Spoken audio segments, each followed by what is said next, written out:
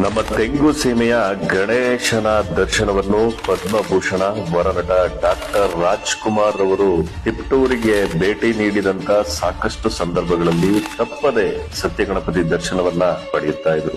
1929ರಿಂದ ಗಣೇಶ ಪ್ರತಿಷ್ಠಾಪನೆಯನ್ನು ತೆಂಗು ಸೀಮೆಯಲ್ಲಿ ಸಂಭ್ರಮದಿಂದ ಆಚರಿಸಲಾಗುತ್ತಿದೆ.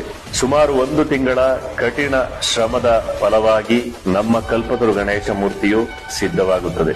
96 ವರ್ಷಗಳಿಂದ ಒಂದೇ ರೂಪದ ಗಣೇಶ ಪ್ರತಿಷ್ಠಾಪನೆಯನ್ನು ಬೇರೆ ಕಡೆ ನೀವು ನೋಡಲು ಸಿಗುವುದಿಲ್ಲ.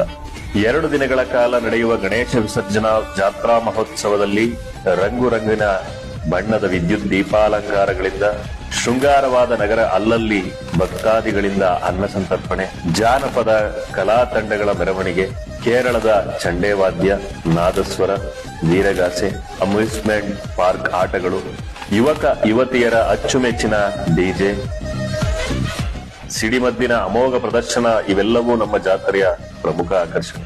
ಈ ವರ್ಷದ ಸತ್ಯಗಣಪತಿ ವಿಸರ್ಜನಾ ಕಾರ್ಯಕ್ರಮಕ್ಕೆ ನಿಮಗೆಲ್ಲರಿಗೂ ಕೂಡ ಆತ್ಮೀಯವಾದ ಸ್ವಾಗತ.